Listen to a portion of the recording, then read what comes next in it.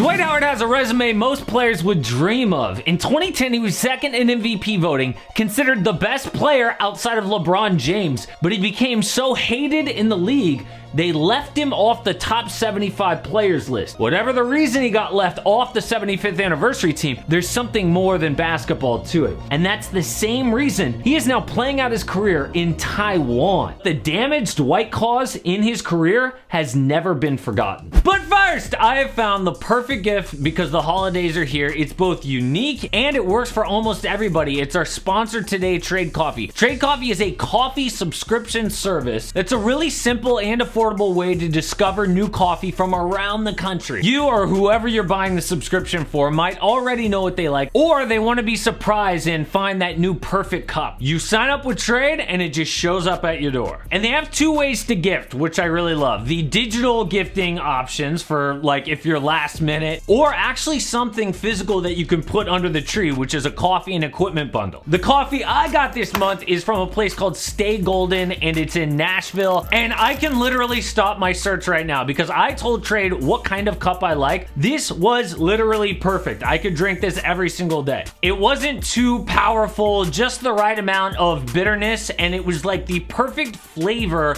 for an espresso shot, which is how I like to drink my coffee. So treat yourself or the coffee lover in your life with Trade Coffee. Right now, Trade is offering us a total of $30 off a subscription and access to limited time holiday deals at drinktrade.com/amhoops. That's drinktrade.com/amhoops, or click the link in the description. You both get $30 off a subscription for you or for somebody else for the holidays, and it lets them know that you came from us. Thanks so much to Trade. The Magic picked him first in the 2004 draft. It was a toss-up between Emeka Okafor out of UConn or Dwight out of high school, but they made the right choice with Dwight. He became a superstar. In year 3, a slam dunk champ and an all-star. In 2009, led the Magic to beat LeBron's Cavs in the Eastern Conference Finals. The Magic lost to Kobe's Lakers, but then the real trouble started. After they lost in the conference finals in 2010, there were rumors Dwight wanted a trade. Now the front office went to him and asked, what can we do to keep you? So Dwight said, fire my coach, Stan Van Gundy. Van Gundy was a no-nonsense, old-school type coach. Dwight was the opposite, but that conflict created the most awkward interview in NBA history when the media confronted Van Gundy about the rumor.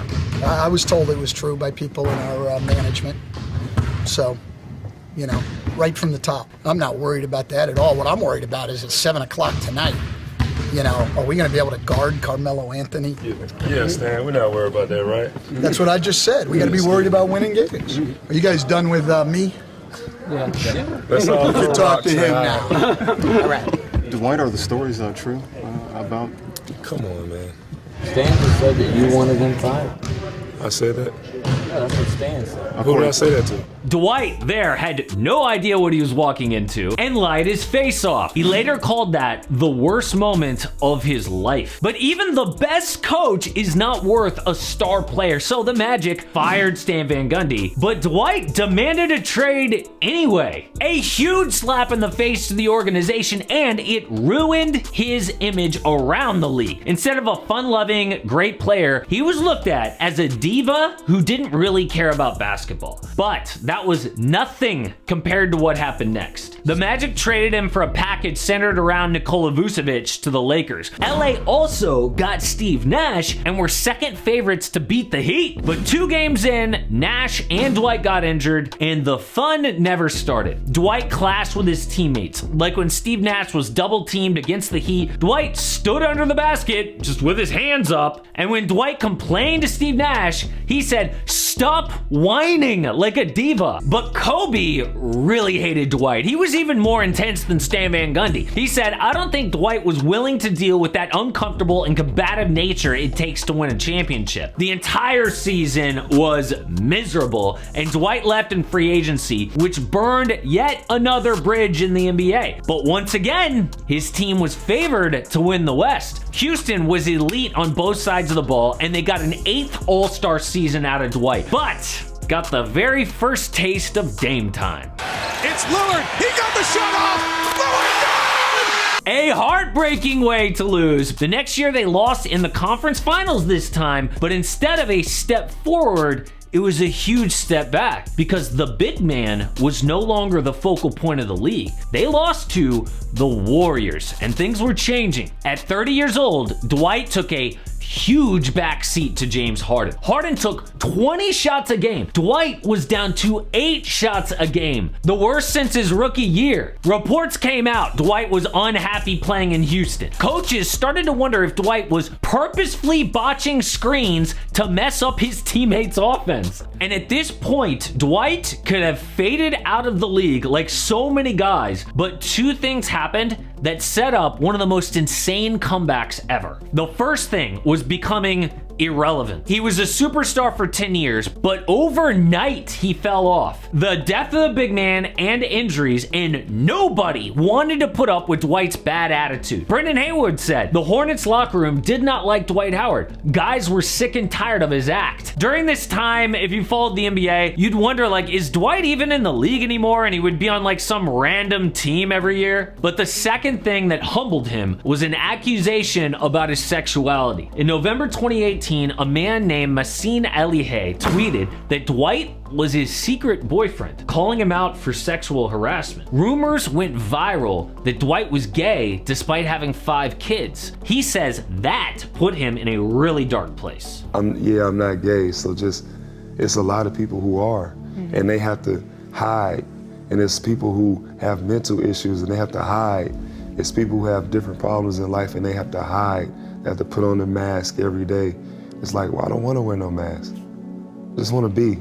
It definitely is one of the most liberating things when you can truly feel like I don't care what anyone else thinks about me. It just matters you and your close friends and family, right? It did, and it hurt at first to go through it. It hurt. Figure out who I am, what I want to be, where do I want my life to go, what do I want my kids to think about me. Honestly, that moment probably made Dwight grow more than he had in his 33 years. Because when the Lakers offered him a 1-year contract, he walked in a different person. He fist bumped everybody in the building to show he's happy to come off the bench now. His defense and offensive rebounding against Nikola Jokic set the tone for a Lakers win to the finals. And that's how his last 2 years appeared to play out. But behind the scenes, Dwight was setting himself up for a painful exit from the NBA. He was one of several vet free agents still without a team. He did, what they all do. They put out workout videos. He even went on podcasts begging for a spot in the league. I would have went willing to go back to the Lakers. I've been willing to go back. They told me every time we're not going to get nobody over 30 a contract. No one could understand why a Hall of Famer who's still in amazing shape would be banished overseas. But the answer is in a different interview he did on the All the Smoke podcast. I want to play, but at the same time, it's like no teams are going to really allow me to play. That's how I've been feeling, from the last situation with the Lakers. I felt like I did enough to help them win the championship. Definitely. To really 1,000%. deserve a spot on the team and a chance to start and get big minutes, and it didn't happen. What? He wanted a spot on the team and a chance to start and big minutes? It turns out Dwight never actually changed. Reports came out that he was complaining about his role behind Joel Embiid, asking for the offense to be run through him. That, combined with all of the bridges he burned, it's no wonder he is playing out his career for $1 million in Taiwan. I had to save the roast of the day, presented by Trade Coffee, for the end. Do not make fun of Dwight Howard for ending his career in Taiwan. I know it's a fun meme to say somebody got traded to the Shanghai Sharks, but this man is having to eat chicken butt on the street. Have a heart. Chicken? Chicken ass. Oh! Dwight was an insane comeback story, though, for the Lakers. It's just too bad that humbled mentality didn't stick with him. But this year, we're seeing an even better comeback story from a guy who was a top 10 pick. It got so bad, he was trying out for the NFL until at the last minute, he found himself starting for his hometown NBA team. Check it out.